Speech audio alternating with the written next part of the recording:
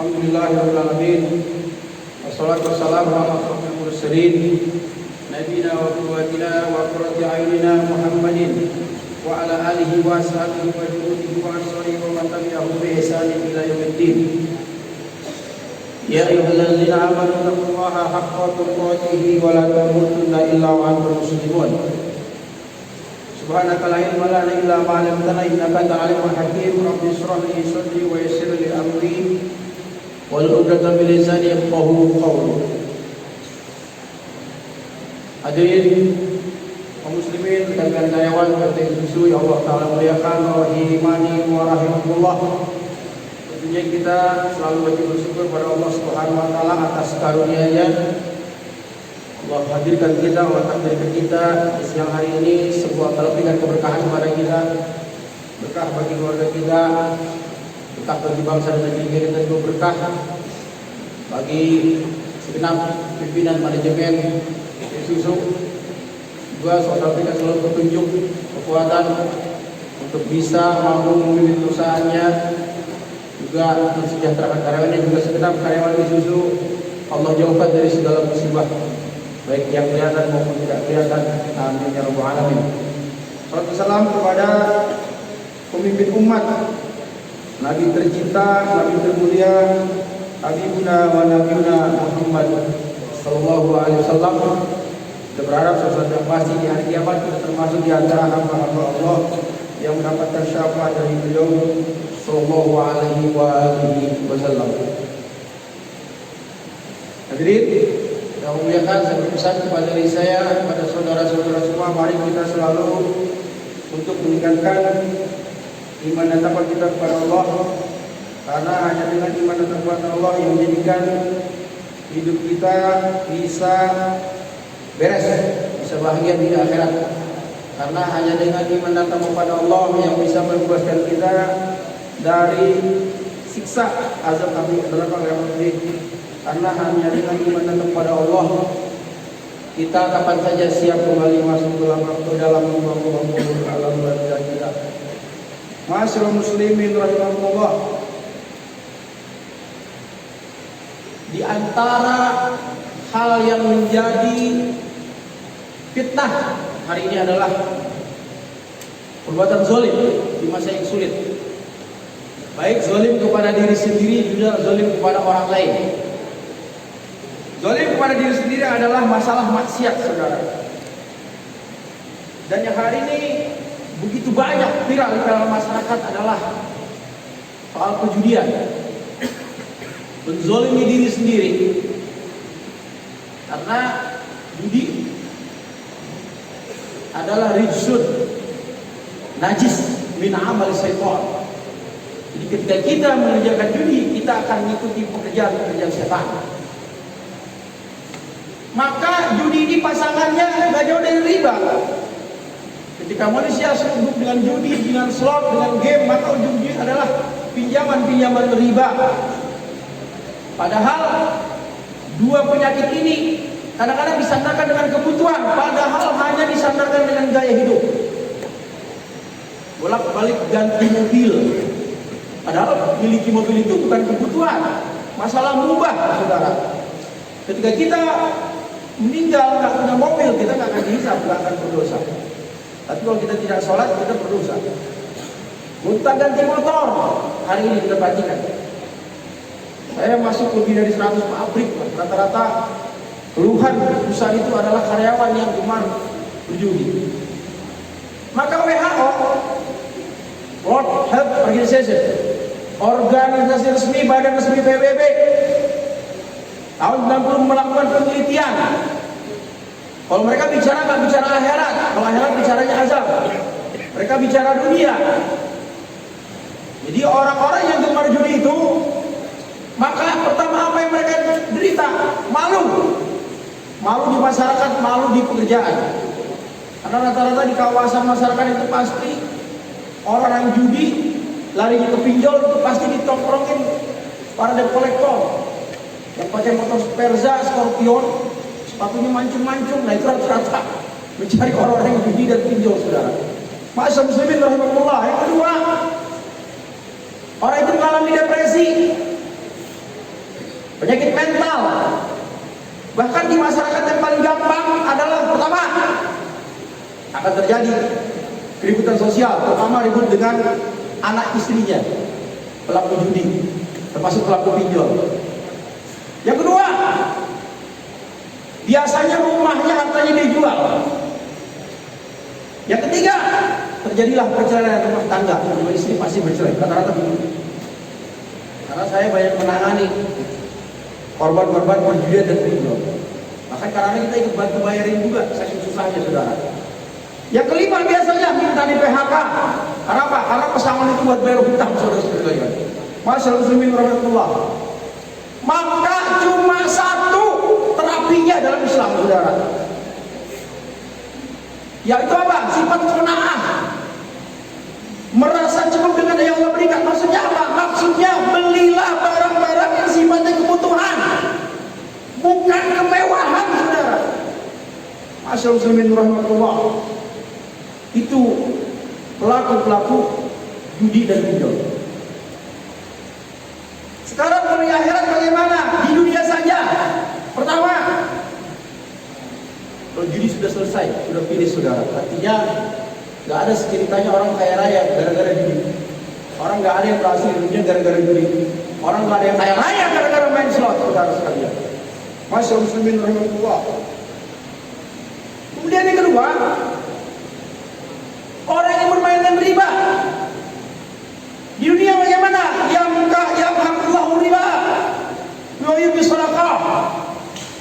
Orang yang pelaku penggiat riba pasti Allah hancurkan, saudara. Pasti Allah akan hancurkan. Pertama saja megah, mewah, tapi Allah akan hancurkan, saudara. Walaupun itu berhasil. Sekarang banyak para pelaku hidup berhasil. Banyak kaya raya dengan pelajar berhasil, berumah berhasil. Apakah perzinahan itu halal? Dengan banyak orang yang sembuh sehat gara-gara miras, gara-gara alkohol. Apakah alkohol itu halal, saudara? Gak bisa. Kenapa Nabi Muhammad ini berhasil? Kenapa sahabat Nabi berhasil? Kenapa istrinya bisa 1, 2, 3 bahkan 4? Karena mereka hidupnya pakai petunjuk. Apa Quran? Hari ini kita lari dari petunjuk, gak mau jadi petunjuk. Jangankan paham petunjuk, baca petunjuk saja Al-Quran kita sudah jarang, saudara. Bahkan ngaji dengan ulama dianggap kuno hari ini. Fathul Qorib, kita di Majelis Syafi'i. Fathul Qorib itu kitab anak SD. Safiqatul Aja itu kitab anak SD. Berapa banyak kita hari ini yang beruban, gak menghormati Majelis Syafi'i. Berapa banyak kita yang baca ke Majelis Syafi'i. Ini Fathul Qorib gak hatam. Safiqatul Aja gak hatam, ngomong politik, saudara, rusak negeri kita. Ini Fathul Qorib gak hatam, Safiqatul Aja gak hatam, nikah, saudara, hancur rumah tangga kita. Kenapa? Kita hidup jauh dari bimbingan, jauh dari petunjuk Allah Subhanahu wa Ta'ala.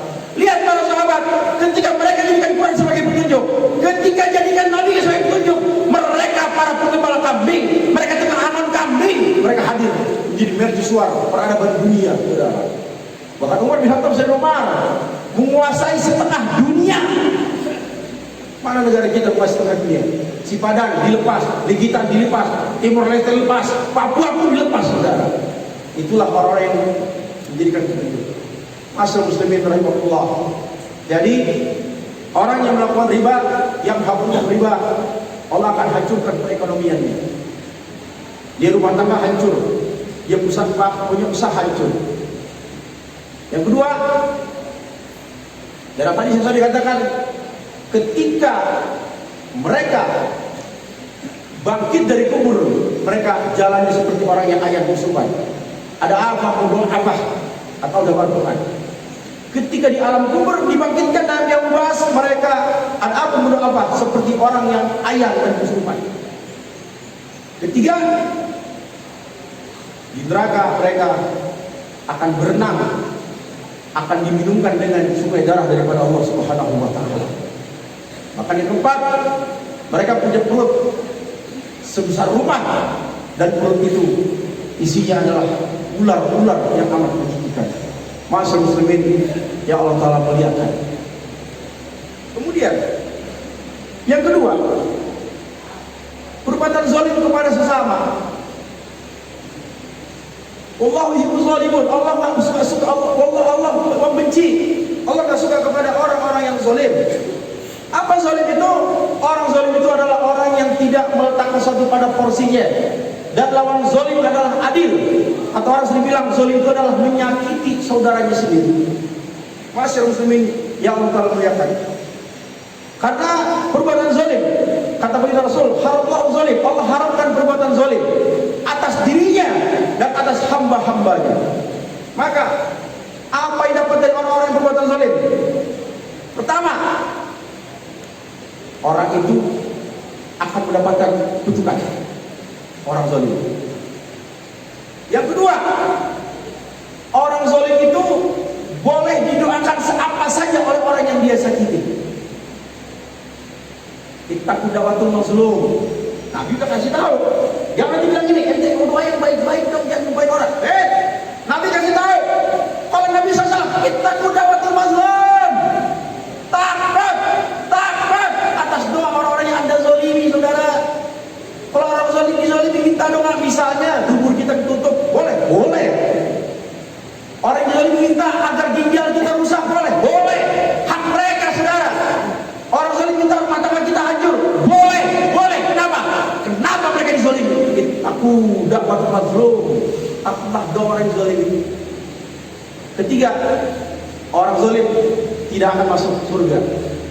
Walaupun diperdebatkan apakah dia masuk surga belakangan atau tidak akan masuk selama-lamanya, diperdebatkan dalam ajang Ahlussunnah wal Jamaah. Zalim. Kenapa? Innamal mu'minuna ikhwah. Ini kalimat hasil pembatasan. Hanya saja tidak bisa tidak, mukmin itu saudara. Artinya apa? La tuzlamu, nggak boleh menyakiti saudara kita. Kalau kita nggak bisa membuat senang saudara kita nggak bisa membantu saudara kita nggak bisa membahagiakan saudara kita, paling tidak jangan menyakiti saudara sekalian. Siapa yang zalim? Biasanya orang yang punya kuasa. Siapa yang zalim? Biasanya orang yang punya jabatan. Kenapa? Kalau orang miskin biasanya zalim pada diri sendiri, termasuk tadi riba, termasuk tadi pinjol, zalim kepada diri sendiri. Orang zalim tidak diampuni kecuali minta maaf kepada orang yang dizalimi. Makanya kalau orang zalim itu mendingan orang kafir, saudara. Hitler itu zalim penuh Yahudi. Dia zalim dia akan masuk neraka. Tapi kalau orang Islam zalim masuk neraka, rugi saudara. Makanya kalau pengen zalim jadi orang kafir saja. Mesti orang Islam, bunuh bebas, nggak kena hukum. Tapi kalau orang Islam zalim dia membunuh, kena kisos. Maka kalau orang pensiun, pertama temuilah saudara-saudara kita di satu departemen, minta maaf. Kenapa? Kalau kita salah kepada manusia, kepada anak Adam, kalau Allah kita nggak minta maaf, taruh dinan. Kalau ada orang berangkat haji kan taruh dinan, minta saling ridho. Jangan sampai meninggal di Mekah punya dosa pada saudaranya. Maksudnya apa? Kalau kita punya salah kepada saudara, pernah menyakitinya, pernah menzaliminya, pernah mencibirnya, pernah membulinya, kita istighfar sama Allah 1000 kali, 1.000.000 kali. Lah, maaf Allah nggak maafkan saudara. Ada syarat yang memaafkan. Minta maaf pada saudaranya. Baginda Nabi Sallallahu Alaihi Wasallam, ketika dia tahu hendak meninggal, dia minta kisos. Pada siapa? Kepada Muhammad. Kata Nabi, siapa ketika dia pernah aku sakiti? Siapa yang pernah aku sakiti? Kata Nabi. Siapa yang pernah aku zalimi? Kata Nabi. Shadiqul masduq, orang yang benar dan gak pernah salah, saudara. Akhirnya Muhammad berdiri, ya Rasulullah, aku minta kisos. Kau pernah mengeluarkan cambuk ketika perang, dan cambukmu mengenai pahamu. Aku harus meminta kisos. Berdirilah cucu-cucu Nabi Hasan Hussein. Wahai kakek, jangan kau ini kisos, kami saja. Kata Nabi, Hasan Hussein cucuku, bukan urusan kalian. Beri Abu Bakar Siddiq, berdiri Umar, berdiri sahabat lain, kami yang dikisos ya Rasulullah, jangan engkau. Nabi berdiri. Sahabat udah mulai banyak yang menangis. Nggak ikhlas kalau Nabi dikisos. Kenapa? Karena kalau nggak dikisos, nggak ada maaf bagi manusia untuk Allah, kecuali dia maaf kepada saudaranya, saudara. Baginda Nabi, apalagi kita yang banyak dosa. Beliau Rasul maksum, bahwa shadiqul masduq, dia yang benar selalu dibenarkan Allah Subhanahu Wa Taala. Akhirnya Nabi berdiri. Mana cambuk? Mana sahabat Muhammad? Kata beliau, dulu yang kena pahaku ya Rasulullah, angkat pahamu. Makin keras tangisan sahabat saudara, makin keras. Gak ikhlas kalau Nabi dicampur. Dan dia angkat pahanya. Apa yang dilakukan oleh Mansur? Dicium paha Nabi. Apa kata dia? Siapa yang rela memukul paha yang suci ini? Siapa yang ikhlas, tidak sedih memukul paha yang suci? Aku hanya ingin mencium pahamu, wahai Rasulullah, kekasih Allah dan para malaikat. Masuk muslimin Allah muliakan. Jadi satu, semua kita banyak dosa. Pernah berdosa. Kita ingin kaya, ya. Kita ingin mewah, nggak dilarang, ya. Tapi jangan melakukan perbuatan-perbuatan yang instan. Bukan dengan judi, bukan dengan riba. Ikuti petunjuk-petunjuk Nabi, saudara. Saya tanya, kita yakin siksa kubur? Yakin. Emang pernah ke dalam kubur? Belum pernah. Kok yakin? Kata Quran, kata Nabi. Yakin siksa neraka? Yakin. Emang tahu siksa neraka? Baunya kayak apa? Nggak tahu. Di mana siksa neraka? Nggak tahu. Tapi yakin. Yakin surga? Yakin. Emang tahu wangi surga? Nggak tahu. Di mana surga? Enggak. Tapi yakin. Kata siapa? Kata Allah, Rasul, kata ulama. Kalau surga saja nggak kelihatan, siksa kubur aja nggak kelihatan, boleh. Kita yakin, saudara. Apa ini kelihatan? Kaya kelihatan, bisa diraba. Wa yubi sedekah. Allah membuat subur sedekah. Allah membuat kaya orang sedekah. Ini kata Nabi, saudara, bukan karangan lagi. Kalau rezeki halal membuat kita kuat, rezeki halal membuat kita barokah. Kata siapa? Kata Nabi. Bukan kata siapa-siapa lagi, saudara. Kalau yang gaib saja kita percaya, kalau yang gaib saya percaya. Harusnya yang kelihatan seperti rumah, seperti perusahaan, seperti hal kaya raya lainnya. Harusnya kalau yang gaib saja kita yakin. Harusnya dengan yang nyata kita lebih yakin. Ini masalah keyakinan kita, keyakinan Ahlus Sunnah wal Jamaah. Kenapa? Kenapa Rasul berhasil? Karena Rasul pakai petunjuk Al-Quran. Kenapa sahabat berhasil? Karena pakai petunjuk Al-Quran. Maka istrinya 1, 2, 3, 4. Hari ini ada orang poligami dianggap aib, disamperin rumahnya, takjiah didoain istrinya, mbak yang sabar ya. Emang kenapa? Poligami kemuliaan, kenapa? Karena orangnya orang-orang yang mulia. Kenapa hari ini poligami hina? Karena kita hina, kita banyak berdusta pada istri kita. Masyaallah muslimin rahimahullah. Yang kedua, jangan zalim, saudara. Surga nggak nerima orang-orang yang zalim. Repot minta maafnya. Istighfar ribuan kali, jutaan kali, Allah nggak terima. Selama orang yang kita zalimi, kita ambil hartanya, kita ambil apapun dari dia, itu minta maaf, dikembalikan, saudara. Bahkan dikatakan, seandainya kambing dengan kambing berantem, tanduknya hilang, tanduknya dikembalikan. Jangan zalimi kepada sesama. Masyaallah muslimin rahimahullah. Rabbul akhir, hanya 4-5 bulan menjelang Ramadan. Mari kita banyak dosa, kita banyak kesalahan, hidup kita banyak proses. Mari, gak ada manusia yang bersih kecuali kita bersalah. Kembali kepada Allah, tubu ilallah, tubu ilal haq, kembali kepada jalan benar. Pakai petunjuk, ingin hebat ikuti petunjuk, ingin kaya raya ikuti petunjuk, ingin sukses punya akhirat keluarga kita ikuti petunjuk. Apa? Petunjuk Nabi, hadis Nabi kita bersalam. Apa petunjuk Nabi? Al-Quran. Allah Ta'ala berkahi. Semoga Allah Ta'ala berikan keberkahan, kekuatan kepada kita semua hingga kita bisa menjadi muslim-muslim yang bertakwa. Allah berikan kekuatan kepada segenap pimpinan manajemen PT Isuzu. Allah berikan kekuatan agar mampu memimpin perusahaannya, membawa maju perusahaannya, juga mensejahterakan karyawannya, juga kepada segenap keluarga rekan-rekan karyawan PT Isuzu. Allah jauhkan dari segala musibah dan bala, baik yang kelihatan maupun yang tidak kelihatan. Barakallahu li wa lakum bil Qur'anil azim wa nafa'ani wa iyyakum bima fihi minal ayati wa dzikril hakim. Aqulu qouli hadza fastaghfiruhu innahu huwal ghafurur rahim. اللهم صل على سيدنا محمد وعلى آل سيدنا محمد.